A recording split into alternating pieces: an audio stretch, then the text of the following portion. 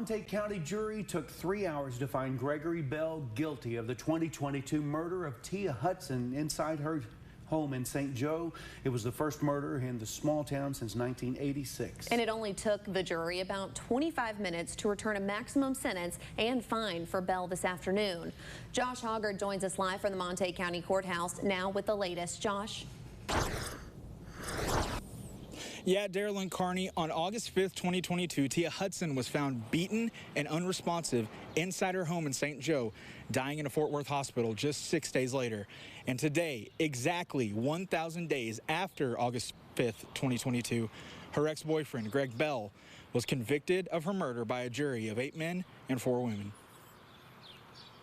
Closing arguments got going just after 9 this morning in the 97th District Court after presiding Judge Trish Coleman Byers read the jury its instructing charge. The 97th District's ADA, Paige McCormick, addressed the jury first, recalling the evidence and testimony that's been presented since last Wednesday and asking the jurors to find Bell guilty. Then Bell's defense attorney, Bob Estrada, gave his final arguments, claiming investigators zeroed in on Bell due to his violation of Hudson's protective order against him, and asserting to the jury that this case isn't about whether or not he violated that order, adding, quote, "Not all abusive relationships end up in murder." After that, 97th District Attorney Katie Bogman gave an impassioned argument to the jurors, urging them to remember the testimony of Hudson's loved ones and the fond words they had to say about her on the stand, saying of Bell, quote, "He beat the best out of Tia. What kind of man treats the woman they love like that?" It took the Montague County jurors around 3 hours to unanimously decide. The prosecution proved beyond reasonable doubt that Bell was responsible for Hudson's death, also finding that the 18-inch flashlight he used to brutally beat his former girlfriend was in fact a deadly weapon, which may ultimately affect the possibility of Bell ever being granted parole. With that, the punishment phase began, with McCormick asking the jury to tell Greg Bell what they think about what he did to Tia Hutson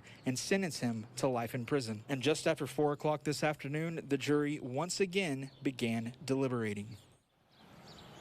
And it took them only about 25 minutes to return their punishment, like you said, sentencing Bell to the maximum, life in prison and a $10,000 fine, with members of the jury hugging Tia's son, Trevor Riley, as they were walking out of the 97th District courtroom this afternoon. Now, Trevor and his sister, Cami Taylor, they were obviously a little too emotional to talk to me afterwards on camera, but Cami did give me her statement, the final sentence of which reads, "Mama, we did it. We got justice." Guys.